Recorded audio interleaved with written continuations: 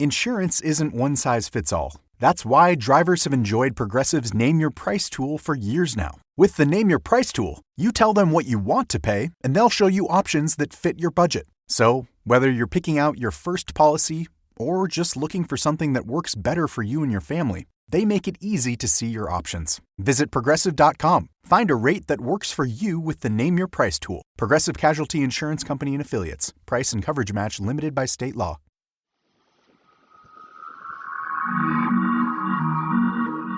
I'm Laurah Norton, and this is One Strange Thing, the show where we search the nation's news archives for stories that can't quite be explained.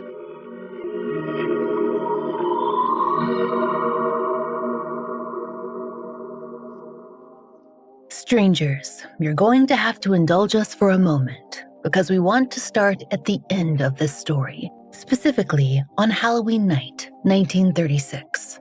As the Evening Star reported, this was the evening that Mrs. Bess Houdini, the widow of the celebrated magician, conducted an unsuccessful attempt to communicate with her husband's spirit.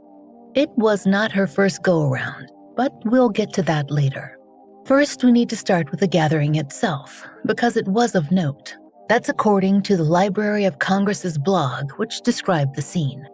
Mrs. Houdini had arranged, well, we suppose we'd call it a star-studded event, or at least a very high-profile one. And she'd staged it on the roof of the Knickerbocker Hotel in Hollywood. This was no musty parlor act. Per the Library of Congress, 300 invited guests had gathered to stare at a pair of handcuffs, ones that had been placed on a pillow, which was put on a table. Yes, that sounds kind of boring, but the scene itself was tense and probably would have amused Harry Houdini, who always appreciated good showmanship. They were all there to wait for a sign, one specifically designed by the man himself. We don't think it's controversial to say, Harry Houdini, he's the world's most famous magician. Now, we know there are others, Copperfield and Criss Angel and Blaine and even Penn and Teller. You get the idea. But in terms of legacy, it's got to be Houdini. And he was legendary in 1936 too, even though he'd been dead for a decade. Thus, the seance and the crowd. The Library of Congress blog wrote that a recording was made of that event. It captured the words of the host, Edward Saint.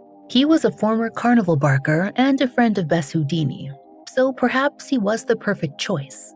His voice certainly carried.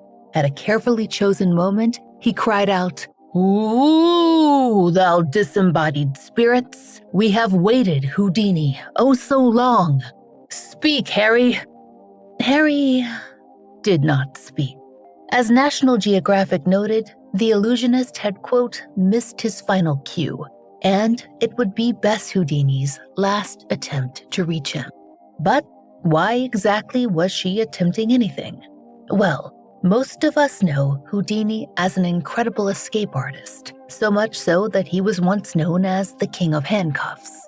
But, as no doubt many strangers are aware, he spent the last years of his life following a very different path, debunking the spiritualism that had swept across the United States, Great Britain, and beyond. We've covered this on the show before. Spiritualism's obsession with seances, psychic mediums, ghostly visitations, and physical manifestation that gained prominence during the Victorian era and then re-emerged after the Great War, which made sense, of course. So many had died, and their relatives were desperate to reach them, and that desperation made them vulnerable to tricksters. It was not Harry Houdini's type of trick, though. In fact, he so reviled the practice that he spent quite a lot of his time unmasking fraudulent mediums. He even had an assistant who'd attend sessions in costume to help him expose the fakes. According to National Geographic, Houdini even testified before Congress to get their practices banned. He was the ultimate skeptic, ready to ferret out sleight of hand, pulleys, trapdoors, and clever tricks of lighting. The Ocala Evening Star reported in July of 1922 that he'd been, quote, scrutinizing mediums for 30 years.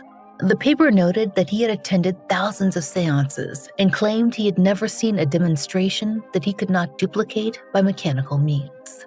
And why was he putting in all that effort? As he told the Los Angeles Times, "It takes a flim-flammer to catch a flim-flammer." But to understand why Houdini's crusade became so enthusiastic, we have to look at one of his most famous fallouts. This wasn't with a medium or a hoaxer. It was with his one-time friend, Sir Arthur Conan Doyle. They'd met around 1920, and they'd hit it off at first. But as many of you are no doubt aware, the creator of Sherlock Holmes was a committed spiritualist. He had been so long before he met Harry Houdini. Luckily, we have the magician's own account of their friendship, of he and Doyle in his own book, A Magician Among the Spirits, which came out in 1924. Now, this is going to be a rather meaty excerpt, but we think it's important, and it's in the public domain. So, 2 points for us. As Houdini wrote, quote, "It would be difficult to determine just when Sir Arthur and I first discussed spiritualism, but from that talk to the present, we have never agreed upon it. Our viewpoints differ. We do not believe the same thing. I know that he treats spiritualism as a religion. He believes that it is possible and that he can communicate with the dead. According to his marvelous analytical brain, he has had proof positive of this.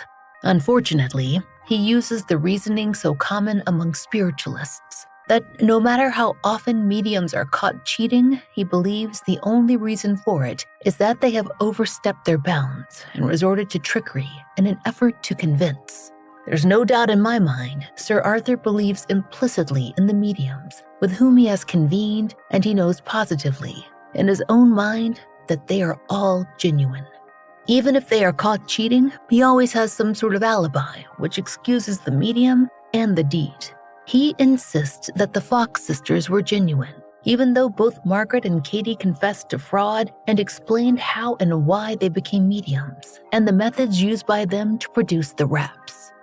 The Fox sisters being strangers, perhaps the most famous mediums and frauds that spiritualism produced. Houdini was satisfied they'd been an utter hoax, and they'd admitted as much.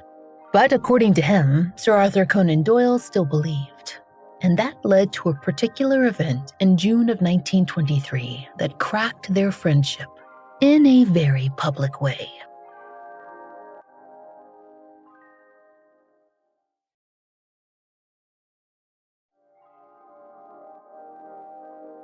So, back to the early 20th century, specifically June of 1923. According to the blog Wild About Houdini, Sir Arthur Conan Doyle extended a weekend getaway invitation to Harry and Bess Houdini, and the couple settled into a suite at the Ambassador Hotel next to the Doyle family. The following day, Sir Arthur approached Houdini with a proposition. His wife, Lady Doyle, wanted to conduct a séance to reach Houdini's deceased mother. Bess, however, was asked to sit the session out.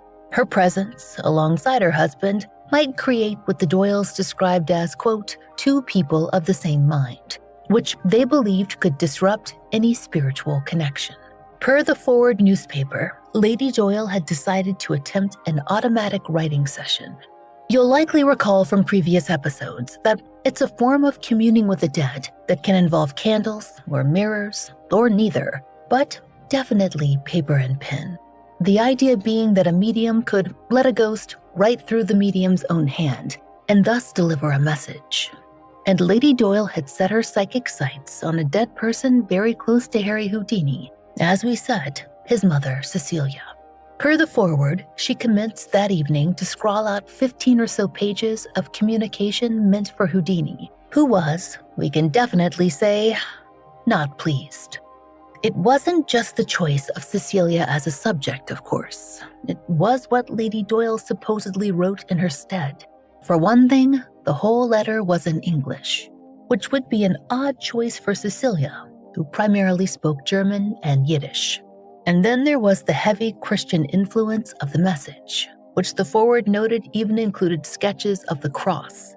That would have been another strange decision for Cecilia, considering that she was Jewish and her husband was a rabbi.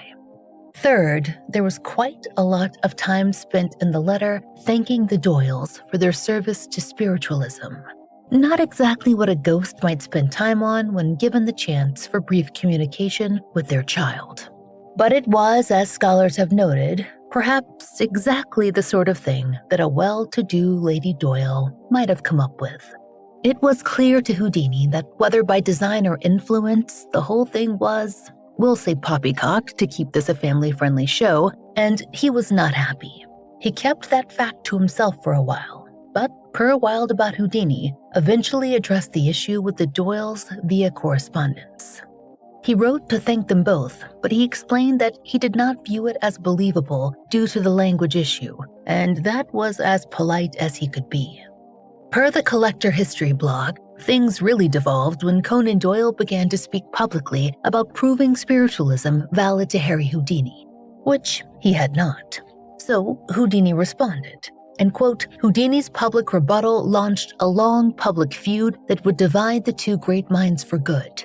From then on, both started to mercilessly attack each other in the press, pushing their agenda, end quote.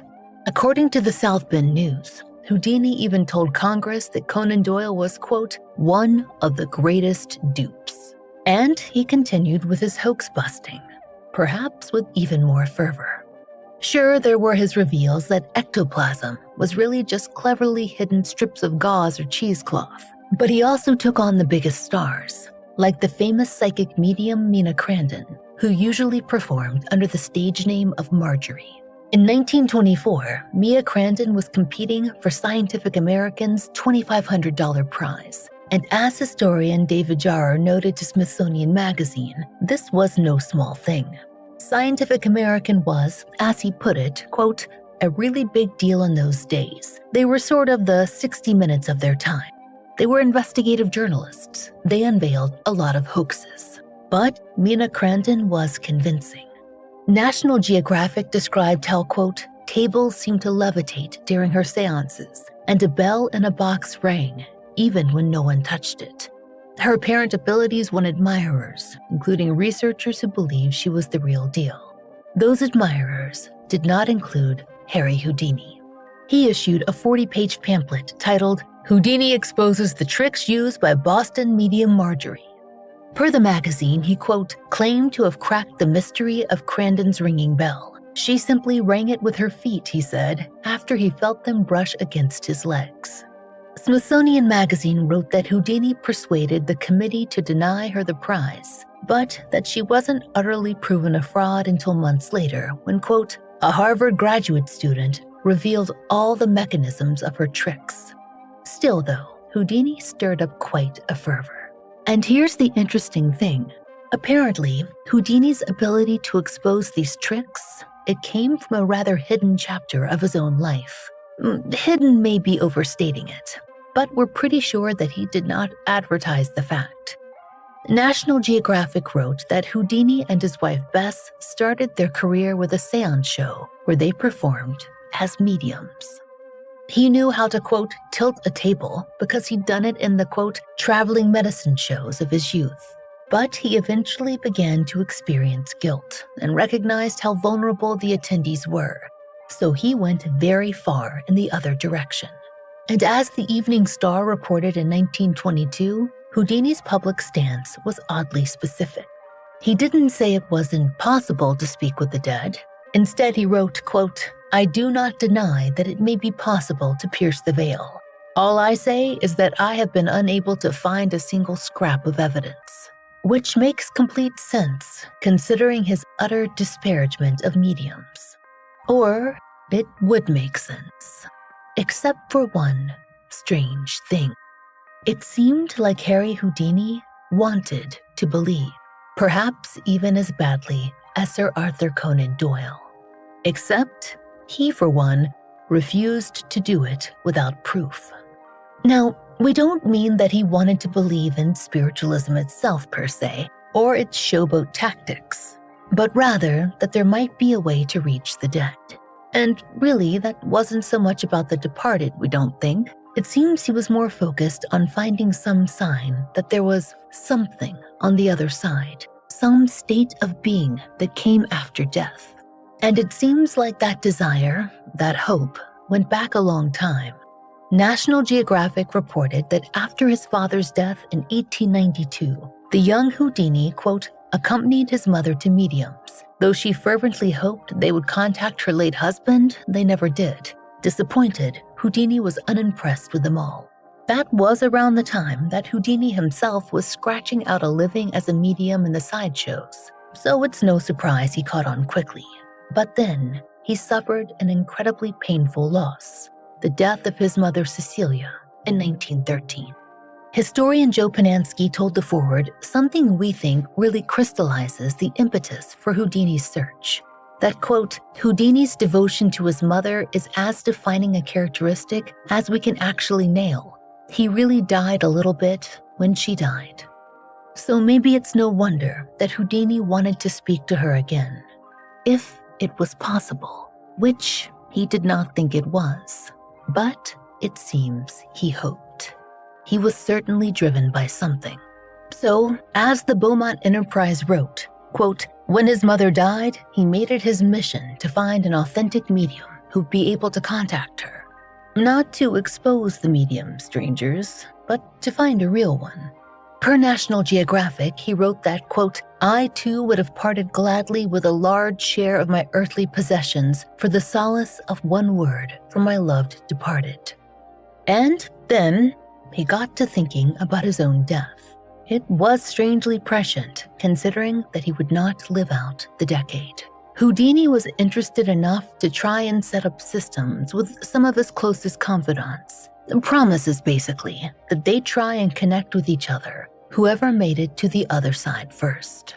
The Ocala Evening Star reported that by the time he was fighting with Conan Doyle, Houdini had made, quote, compacts, or death pacts, with 7 different people. These were agreements that whoever died first would have to send a signal back. Per the Washington Times, Houdini even made a pact with his brothers, Billy and Theodore Weiss. They shared, quote, an intense curiosity about the possibility of communication with the other side. And of the 3, Billy Weiss died first. He promised his brothers, if I pass on, boys, I'll do my utmost to get to you. But, as the Times noted, quote, no communication was ever received. Houdini made the same promise himself, of course. But because he'd never found a medium that he could trust, Houdini decided to create a system that he viewed as cheat-proof, a way to signal that it was him reaching out from the afterlife. And he wanted his wife, Bess, to take charge. Per the Indianapolis Times, he and Bess settled on a complex 10-word cipher based on their old stage acts. The word Rosabelle was the key, a reference to a song from their vaudeville days. Once decoded, it spelled out a one-word message, believe. And then, Harry Houdini was dead in 1926, the victim of an exhibition that had gone terribly wrong. According to PBS, on October 22, 1926, a university student visited Houdini backstage and delivered, quote, several hammer-like blows to his abdomen before the magician could brace himself. By the time Houdini reached the next town, he had 104-degree fever and acute appendicitis, yet he refused medical care. His wife, Bess, ultimately forced him to seek treatment, but a ruptured appendix and severe periodontitis proved fatal, and Houdini died on October 31st, 1926, with his last words reportedly being, quote, I'm tired of fighting. But maybe that's not the whole story. For a long time, that university student was blamed for Houdini's death. But as PBS explained, a 2013 review in the World Journal of Emergency Surgery complicated the long-held narrative, concluding that blunt trauma as a direct cause of appendicitis is very rare, and rather suggesting Houdini may have been dying of appendicitis regardless of that punch. Whichever was the true answer, Bess Houdini was devastated. And in the midst of her grief, she was left with a job to search for her husband, Harry, on the other side. The Indianapolis Times reported that in the same month he died, October of 1926, she wrote that, quote, it is what Harry asked me to do. He ordered me to do it. It was the arrangement we had before he passed on. I can do nothing else. And so, Bess began her work. For 10 years, she held annual seances on Halloween, waiting for Harry to come through with that code. But word of alleged Houdini communications, they were not limited to Bess's annual gatherings. Over those 10 years, she got her hopes up more than once. There were mediums who claimed that they'd made contact. There were messages that seemed promising. And at least once, Bess thought that she'd actually found him. The most infamous incident occurred in 1929, 3 years after Harry's death. A spiritualist minister named Arthur Ford claimed that he'd received the code. And not just any code, strangers. The exact 10-word cipher that only Bess and Harry knew. Or so it seemed. The Indianapolis Times reported in January of that year that, quote, Mrs. Beatrice Houdini prepared today to take the final steps to prove to a skeptical world the authenticity of the message which she says came to her Tuesday from her husband Houdini in the spirit world. Ford, the spiritual minister, had delivered the message through his, quote, control, a spirit guide named Fletcher, and when Bess heard it, she was convinced. At least, she was convinced for a while. But then she began to question the validity of the communication. After all, there are all sorts of ways to get information. And Bess was a showman's wife and a talented illusionist in her own right. So perhaps she knew when she was being played. As to where Ford got his hands on that cipher, National Geographic suggested that Ford likely discovered, quote, the secret code in a recently published Houdini biography. Whatever its origin was, we do know that Bess eventually rejected it, and she continued with her own search until Halloween of 1936. As we told you at the beginning, that would be her final attempt to contact Harry. NPR noted that she told reporters at the time, quote, 10 years was long enough to wait for any man, but there was pain behind that wryness. She was also quoted in the Hyder Weekly Herald as saying she had, quote, abandoned hope of ever having a communication from beyond the grave. She told the paper, the silence is impenetrable. There is only a void. And maybe that's why she approached that final seance in 1936 as she did. The Library of Congress blog noted that the event was actually scripted, more of a play than any real attempt to commune with Houdini. Bess's friend, the master of ceremony, he was there with his prepared lines and his dramatic pauses. But she did not expect to hear anything, and on that point, at least, her suspicions were warranted. Harry did not address the crowd that night, or on any other, and the handcuffs so emblematic of his career lay still on the pillow. After that Halloween night, Bess Houdini was done. But that doesn't mean that everyone else was. According to NPR, a man named Sid Radner, he owned the largest collection of Houdini's artifacts, continued with the official Houdini seance for decades. He was similarly uncontacted by the great magician. Still, Smithsonian Magazine wrote that even today, paranormal investigators host these events, knowing full well he'll be a, quote, no-show. And we can't blame them. Not really.